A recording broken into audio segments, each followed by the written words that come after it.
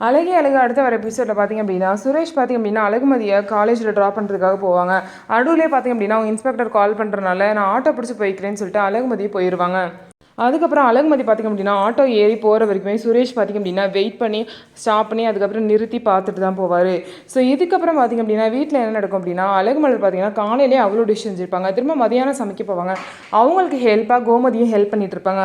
அப்போ வந்து அவங்க அத்தை வந்து பார்த்திங்க அப்படின்னா கோமதி கிட்ட நீங்கள் தான் அவங்க வீட்டிலலாம் எல்லாத்தையும் சமைப்பீங்களா அப்படின்னு கேட்குறாங்க. ஆமாம், மருமக எல்லாமே வேலைக்கு போகிறாங்க, அவங்கள எப்படி சமைக்க சொல்கிறது, எப்போயாவது வந்து எனக்கு ஹெல்ப் பண்ணுவாங்க, மற்றபடி நான் தான் எல்லா வேலையும் செய்வேன் அப்படின்னு சொல்கிறாங்க. அதுக்கப்புறம் அழகுமலரை பார்த்திங்க அப்படின்னா சமைச்சிட்டு துணியை துவைச்சிருன்னு சொல்லுவாங்க. அந்த பொண்ணு எவ்வளோதாங்க வேலை பார்க்கும், காலையிலேயும் இவ்வளோ செய்ய சொல்கிறீங்க, மதியானம் செய்ய சொல்கிறீங்க, அந்த பொண்ணு நிற்காமல் வேலை பார்த்துட்டே இருந்தால் அந்த பொண்ணு உடம்பு என்ன ஆகுறது, இப்போ வந்து துணியை வேறு துவைக்க சொல்கிறீங்கன்னு சொல்லிட்டு நல்லா பாயிண்ட்டாக வந்து கோமதி வந்து கேட்குறாங்க. இது ஒன்றுமே பதில் சொல்ல முடியாமல் வாய் அடிச்சு போய் நிற்கிறாங்க. அதுக்கப்புறம் அழகுமதியோட மாமனார் பார்த்திங்க அப்படின்னா அவங்க மாப்பிள்ளை தங்கராஜை பற்றி சொல்கிறாங்க. அவர் வந்து பார்த்து எல்லாரும் பயப்படுவாங்க, அவர் சொன்னது தான் அந்த மாதிரி அவர் ஒரு கேரக்டரு, எந்த ஃபங்க்ஷன் எங்கே வச்சாலும் அவரை தான் ஃபஸ்ட்டு கூப்பிடுவாங்க அப்படின்னு சொல்லிட்டு ரொம்பவே பெருமையாக பேசுகிறாங்க. அதுக்கப்புறம் தங்கராஜ் வீட்டுக்கு வரனால நைட்டுக்கு நிறைய டிஷ்ஷஸ் ஸ்பெஷலாக செய்ய சொல்கிறாங்க.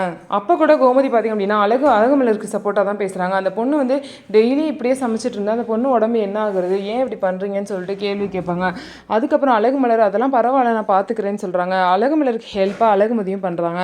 இதுக்கப்புறம் தங்கராஜ் வந்து வீட்டுக்கு வருவார். தங்கராஜை பார்த்தோன்னா கோமதியோட ரியாக்ஷன் எப்படி இருக்க போது, என்னென்னலாம் சொல்ல போகிறாங்க அப்படின்னு சொல்லிட்டு வெயிட் பண்ணி பார்க்கலாம். நம்ம வீடியோ உங்களுக்கு பிடிச்சிருந்தா நம்ம வீடியோவை லைக் பண்ணிவிட்டு பாருங்கள்.